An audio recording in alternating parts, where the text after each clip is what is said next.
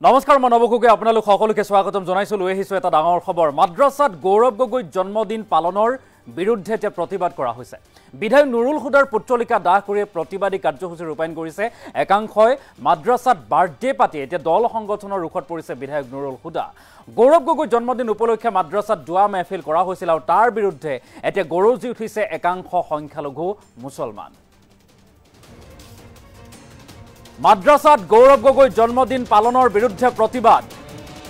মাদ্ৰাসাত গৌৰৱ গগৈ জন্মদিন উদযাপন কৰা হ'ল আৰু তাৰ পাছতে এতিয়া বিধায়ক নুৰুল হুদা সংখ্যালঘু ৰাইজৰ ৰুখত পৰিছে বিধায়ক নুৰুল হুদাৰ পুত্ৰলিকা দাহ কৰি প্ৰতিবাদ সাব্যস্ত কৰা হৈছে মাদ্ৰাসাত গৌৰৱ গগৈ বাৰ্থডে বা জন্মদিন পাতি দল সংগঠনৰ ৰুখত পৰিছে এতিয়া বিধায়ক নুৰুল হুদা গৌৰৱ গগৈ জন্মদিন উপলক্ষে মাদ্ৰাসাত দুৱা কৰা হৈছিল মেহফিল আয়োজন কৰা হৈছিল ধুমধামেৰে উদযাপন কৰা হৈছিল এপিচিচিৰ সভাপতি গৌৰৱ গগৈ জন্মদিন আৰু মাদ্ৰাসাত বাৰ্থডে পাতি এতিয়া প্ৰতিবাদৰ সন্মুখীন হৈছে নুৰুল হুদা ৰূপহীহাটৰ জুৰিয়া বজাৰত এই প্ৰতিবাদী কাৰ্যসূচী উত্তাল প্ৰতিবাদী কাৰ্যসূচী ৰূপায়ণ কৰা হৈছে বিধায়কগৰাকীৰ বিৰুদ্ধে ধৰ্মীয় অনুভূতিত আঘাত সনাৰ অভিযোগ উত্থাপন হৈছে এপিচিচিৰ সভাপতি গৌৰৱ গগৈক সন্তুষ্ট কৰিবৰ বাবে এতিয়া মাদ্ৰাসাত আয়োজন কৰিছিল জন্মদিনৰ আৰু তাৰ পাছতে প্ৰতিবাদ মুখৰ হৈ পৰিছে জুম্মা নামাজ আদায় কৰি এতিয়া সংখ্যালঘু মুছলমানে বিধায়ক নুৰুল হুদাৰ বিৰুদ্ধে সাব্যস্ত কৰিছে প্ৰতিবাদ আৰু শীঘ্ৰেই প্ৰশাসনক বিহিত ব্যৱস্থা গ্ৰহণৰো দাবী উত্থাপন কৰিছে মাদ্ৰাসাত গৌৰৱ গগৈ জন্মদিন পালন কৰা হৈছিল তাৰ বিৰুদ্ধে এতিয়া প্ৰতিবাদ কৰিছে একাংশ সংখ্যালঘু লোকে মাদ্ৰাসাত বা মুছলমানে কোনো ধৰণৰ জন্মদিন উদযাপন নকৰে তাকো মাদ্ৰাসাৰ দৰে শিক্ষানুষ্ঠানত এগৰাকী ৰাজনৈতিক নেতাৰ জন্মদিন পালন কৰাটো উচিত নহয় এয়া গ্ৰহণযোগ্য নহয় বুলি এনেদৰে এটা দাবী কৰি ধৰ্মীয় অনুভূতিক আঘাত সনাৰ দাবী উত্থাপন কৰি এনেদৰে সাব্যস্ত কৰিছে প্ৰতিবাদী কাৰ্যসূচী বিধায়ক নুৰুল হুদাৰ বিৰুদ্ধে এতিয়া ওলাই আহিছে সংখ্যালঘু মুছলমান আৰু তাৰ পাছতে বিৰোধী শ্লোগান দিছে সাব্যস্ত কৰিছে প্ৰতিবাদী কাৰ্যসূচী আৰু এপিচিচিৰ সভাপতি গৌৰৱ গগৈ জন্মদিন উদযাপন কৰা হৈছিল ৰূপহীহাটৰ এখন মাদ্ৰাসাত আৰু তাৰ বিৰুদ্ধে এতিয়া সাব্যস্ত কৰিছে এইসকল মুছলমান বা সংখ্যালঘু লোকে দাবী কৰিছে যে শিক্ষানুষ্ঠানত ৰাজনৈতিক মেৰুকৰণ কৰিব বিচৰা হৈছে বিধায়ক নুৰুল হুদাৰ তৰফৰ পৰা গতিকে ইয়াৰ বিৰুদ্ধে আমি মাত মাতিছো বুলি দাবী কৰিছে আৰু এনেধৰণৰ ৰাজনৈতিক কাৰ্যকলাপ শিক্ষানুষ্ঠানত নচলিব বা চলিবলৈ দিয়া নহব আৰু সমান্তৰালভাৱে দাবী কৰিছে এইসকল প্ৰতিবাদকাৰীয়ে যে নুৰুল হুদাৰ বিৰুদ্ধে আইনে বা প্ৰশাসনে বিহিত ব্যৱস্থা গ্ৰহণ কৰক প্ৰতিবাদৰ দৃশ্যাংশ আমি দেখুৱাইছো দিনৰ ভাগতো সাব্যস্ত কৰিছিল দল সংগঠনৰ প্ৰতিবাদ আৰু নিশাৰ ভাগতো এনেদৰে এতিয়া বিধায়ক নুৰুল হুদাৰ পুত্ৰলিকা দাহ কৰি সাব্যস্ত কৰা হৈছে প্ৰতিবাদ আমি দুইটা প্ৰতিবাদৰ দৃশ্যাংশ দেখুৱাৰ সমান্তৰালভাৱে মন্তব্য আগবঢ়াৰো চেষ্টা কৰিম ধৰ্মীয় অনুষ্ঠানত জন্মদিন পালন কৰানো চলিব ইছলাম ধৰ্ম লৈ ৰাজনৈতিক নাৰাজ কৰানো চলিব মাদ্ৰাসা কৰ্তৃপক্ষই এটা খোৱা ভোজন আয়োজন কৰিছিলে তেওঁলোকে আমি তাত খোৱাটো আমি খালোঁ কিন্তু আমি গম পালোঁ যেতিয়া সন্ধিয়াৰ পিছত মই নিউজ চালোঁ নিউজত চালোঁ তেওঁলোকে সন্মানীয় সাংসদ গৌৰৱ গগৈ ডাঙৰীয়া বোলে আপোনাৰ বাৰ্থডে উদযাপন কৰিছে আমি কোনে কাৰ বাৰ্থডে উদযাপন কৰা আমি তাত বাধা দিওঁতে আমি তেনেকুৱা কাম আমি নকৰোঁ কিন্তু অতিকে লজ্জাৰ কথা হ'ল ইছলামত কাৰোবাৰ জন্মদিন পালন কৰা নিষিদ্ধ আৰু বিধায়ক নুৰুল হুদা ডাঙৰীয়াই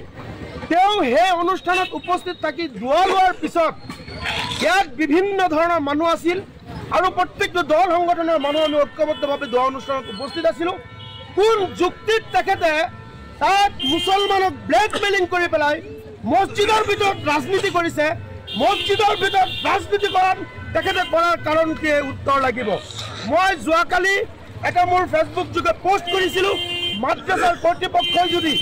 আপোনাৰ তেওঁলোকে যদি আমাক উত্তৰ নিদিয়ে স্পষ্টীকৰণ নিদিয়ে তেন্তে আমি সংবাদমেল পাতিবলৈ বাধ্য হ'ম কিন্তু অতিকে দুখৰ কথা মাদ্ৰাসাৰ কৰ্তৃপক্ষৰ ভিতৰত তেওঁলোকৰ ভিতৰত যে ৰাজনৈতিক ব্যক্তি সোমাই কংগ্ৰেছে আমাৰ প্ৰান্তীয় মাদ্ৰাসাত তেওঁলোকে গ্ৰাস কৰিছে আৰু মাদ্ৰাসাখনক তেওঁলোকে অপসংস্কৃতি কৰিবলৈ বাধ্য কৰিছে ইয়াক লৈ আমি অসম সংখ্যালঘু সংগ্ৰাম পৰিষদৰ লগতে বিভিন্ন দল সংগঠনে আমি একেমুখে আমি ধিক্কাৰ আৰু গৰিহণা জনাইছোঁ আৰু মই এতিয়াও সময় দিছোঁ মাদ্ৰাসাৰ কৰ্তৃপক্ষই যদি 24 ঘণ্টাৰ ভিতৰত তেওঁলোকে স্পষ্টীকৰণ নিদিয়ে তেন্তে আমি ৰাজহুৱাভাৱে আমি ৰাইজক আহ্বান জনাম যে কোনো এজন ব্যক্তিয়ে যাতে এই বৰমাই বেটি মাদ্ৰাছাত দান বৰঙণি আগ নবঢ়ায় কাৰণ ইয়াত বিধায়ক নুৰুল হুদাৰ টকাৰে কিন্তু মাদ্ৰাছা নচলে আজি অতিকে লাজৰ কথা আজি য'ত নেকি মাদ্ৰাছাত ধৰ্মৰ শিক্ষা দিয়া হয় ধৰ্মীয় অনুষ্ঠানবোৰ হৈছে ৰাজনীতিৰ ঊৰ্ধত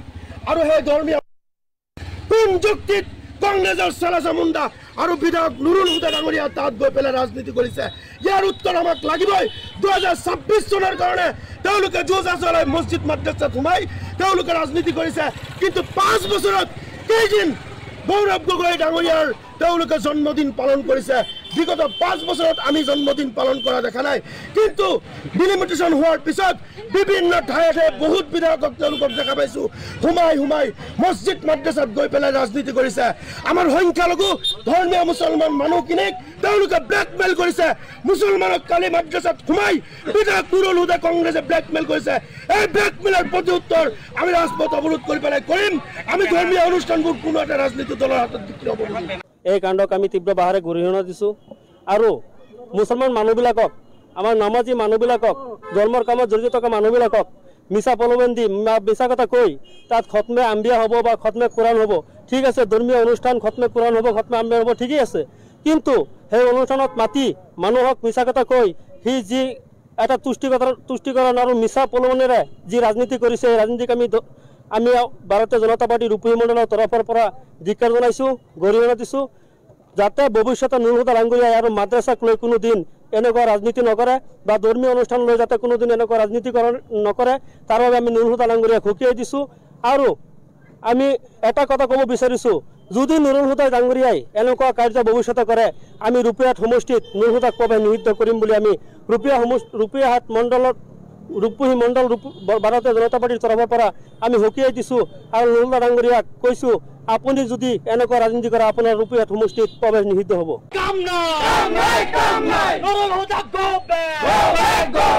ইসলামিক রাজনৈতিক ইসলামক ধর্মক্রিয়া রাজনীতি বন্ধ করো ধর্মীয় অনুষ্ঠানত জন্মদিন পালন করা নচলিব ইসলাম ধর্ম লৈ রাজনৈতিক নারাজ করা নচলিব